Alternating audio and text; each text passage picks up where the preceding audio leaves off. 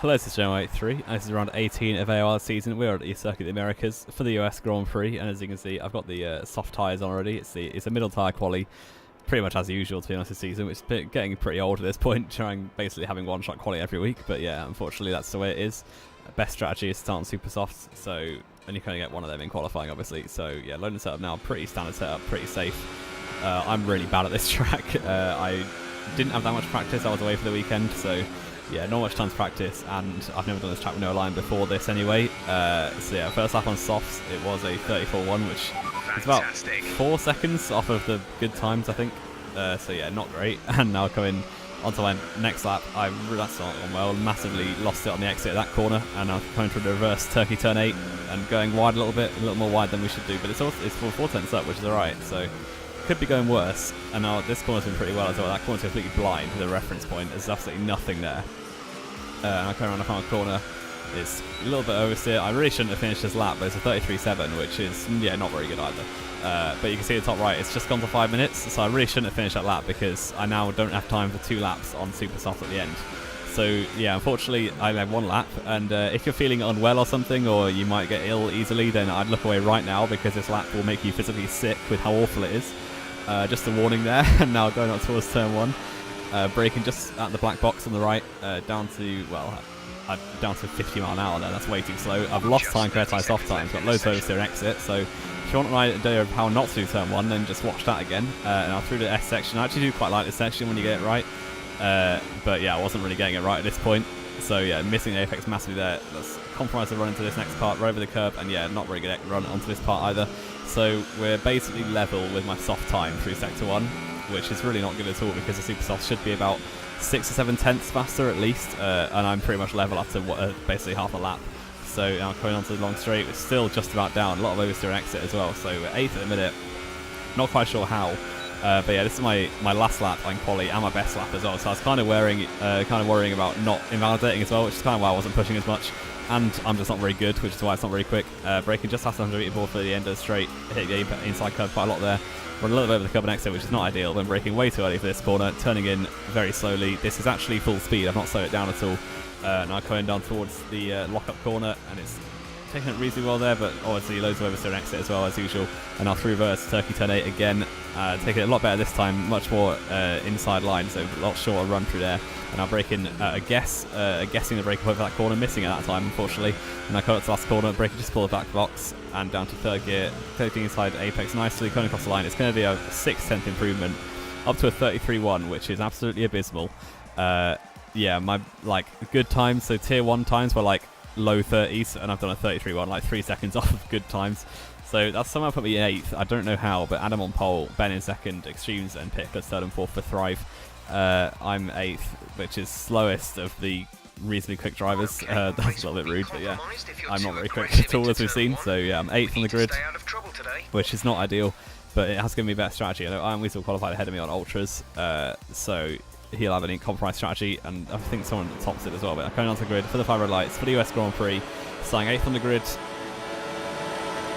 a pretty long hold, but away at last for the US Grand Prix, and it's been a pretty decent start, which is rare because I don't normally get good starts. But we've done Iron Weasel off the start straight away, so up into 7th, and now I'll just try and keep it clean as turn 1. I've got cars on my left and my right, so just trying to stay out of the way a bit and have my own space and make sure I don't crash into anyone. But yeah, I got Iron Weasel, but laser guns come out of nowhere. We got up to 7th, but I'm pretty sure I'm going to get him running outside, yeah, into the S section, just for holding that back up to 7th place, and Ethan's all over the place. I'm going to try and go on his outside here maybe of the S section. He's going to swipe across me there, and that swipes like that only belong on Tinder really, but Ethan decides to do that in sector 1 of COTA, which is a bit strange, and also a bit strange that he's driven off into nowhere on the outside there, so that's me up into 6th, and now Ludima is the next car. I'm going to go absolutely dive bomb him into the next corner, up into 5th. That's obviously going to be a pretty poor exit off of that corner.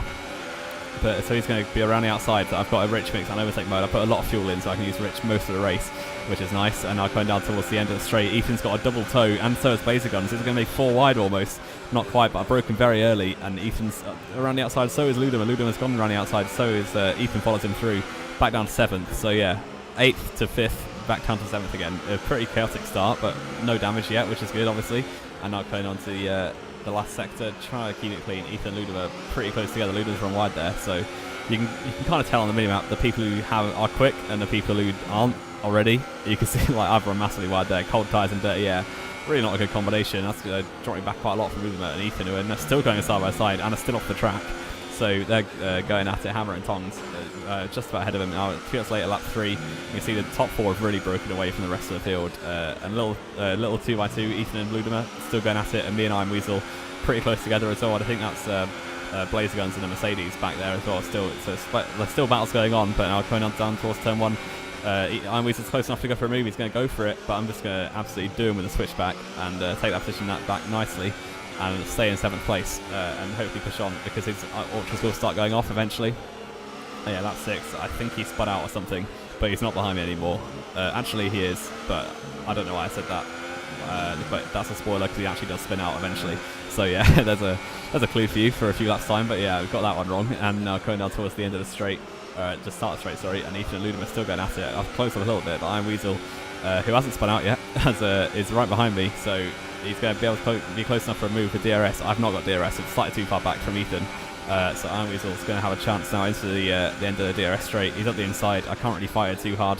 I tried maybe allow him to switch back, but he's taking the apex pretty nicely there and taking that position with relative ease. You can win that place and back. Jeff giving me some nice motivation there to get that place back and getting a pretty decent run off there, but he's going to go defensive. I can't really do anything around the outside of that corner as much as it would be a cool move to do. It's not going to happen. So yeah, going down towards the reverse turkey turn 8 again and trying to stay with Iron Weasel. He's gone a bit wide there. I've taken a better run. But you can see we're dropping back quite a lot from Ludima and Ethan, who are probably my main rivals, as they're both on super softs. But Iron Weasel is kind of in the way, but hopefully I can get him quite easily into turn 1 with a good exit here. And a good exit is what I've kind of got there, so that's nice. And now DRS is open. He doesn't have DRS on Ethan, or Ludima it is now, as they keep swapping positions over and over. And now at the inside of turn 1, going to absolutely send it, just to get it slowed down, take the apex pretty well there. And that's that position gained ahead of Iron Weasel, so back up in 7th. It's been pretty fun first few laps, although I'm being really slow. But yeah, still a few laps later, just now Iron Weasel has spun out. There's the what I thought happened earlier, but no, it's definitely happened now. And Ludima and Ethan are still going at it, but I've actually closed up quite a lot, so I'm just behind these two. I've kind of been just driving around behind them. I'm pretty sure I ran slightly higher wings than they run, because on the straights I really wasn't gaining much at all. So I wasn't close enough for a move, but I've just been driving around. I think I have better pace, or at least we're pretty similar on pace. So if I can do an undercut, I might be able to get the both of them. So this lap, I was thinking just do whatever one of them doesn't do.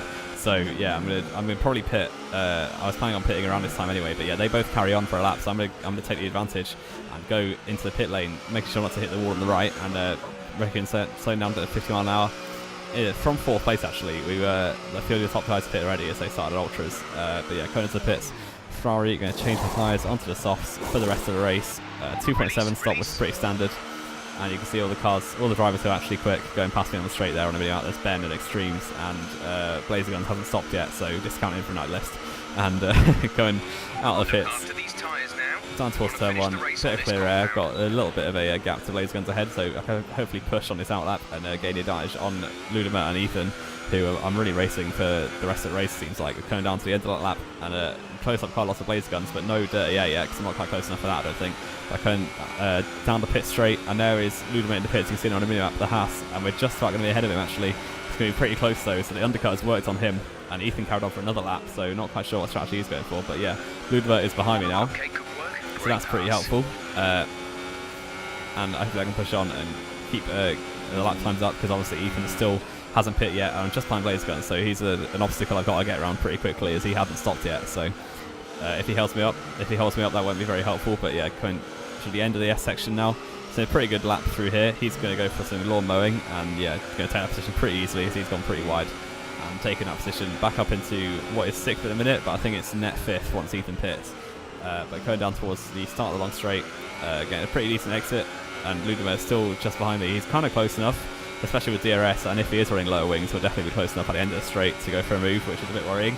But yeah, coming down towards the end of the straight, he's not getting too much, so that should be that really. And I'll break an 100 meter board. He's going to absolutely send one. I didn't expect that at all. I had to turn out the corner there. A little bit of a dive bomb for him, but fair enough. You can do what you want to do. And now going on to the next corner, I've just turned it way too early there. Got a terrible exit, and he's going to be very close now into the dive bomb corner, or the lock-up corner, whatever you want to call it, and over the curbs I am, and got an absolutely awful exit. That is the worst exit I think I've ever seen. And I come around the Turkey turn 8. He's around my outside. He's going to try it, but not quite. He has to back out. But yeah, this annoying battling has kind of hampered my lap time quite a lot. As Ethan is in clear air, I assume, and I'm really not. I'm still battling Ludima pretty hard. And I'll come around the final corner onto the end of the lap, onto lap 13 now. And Ethan is in the pits, you can see. And Ludima is still pretty close, so he's going to have a chance to turn one. I'm going to go defensive. We've overtaken Ethan by quite a long way, so the undercut has worked quite well there. And now Ludima is around my outside, but can't quite make that work. I've gone defensive, and I'll come into the S section. That should be enough for now. But at the end of the S section and onto the back straight, and Ludima is still right behind me. Ethan is still just behind him, like 2 or 3 seconds back. So a little bit of a gap for him to make up, but he has got 2 lap pressure tyres now, which is not good. And Ludima also not good. He's going to be very close to me. I expected him to go to the inside there, but he went to the outside, so I had to like jump out the way pretty aggressively, and he's going to go around the outside pretty easily there and take that with relative ease, which is unfortunate, but I just got to try and stay with him. There's still plenty of chances left in the race, and we'll see what the pace is really like now. As if I can keep up, then it'll be good, but unfortunately I didn't keep up. And you can see a few hours later, I'm absolutely Rosberged it. That was a bit of gust of wind there, and yeah, Ethan's going to have a big chance now down towards turn 1 as that exit has allowed him to catch up, like close up massively. So it's going to be very close into turn 1 now, but I've gone even wider in the penultimate corner, trying to come back on track safely, make sure not to crash anyone off there or anything. That would be very stupid. And now coming on the last corner, even more oversteer and exit, and Ethan's going to be he's pushing me down the straight pretty much. He's pulled to the inside. You can see Ludima's actually driven off. He's about 3.5 seconds ahead now.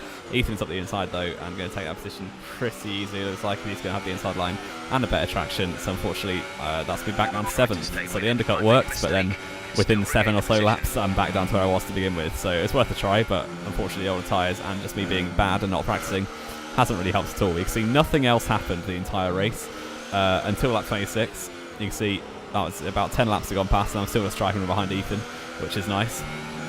And Ludima has pulled quite a big gap, but he's not quite as far ahead as you would expect with his better pace he seems to have.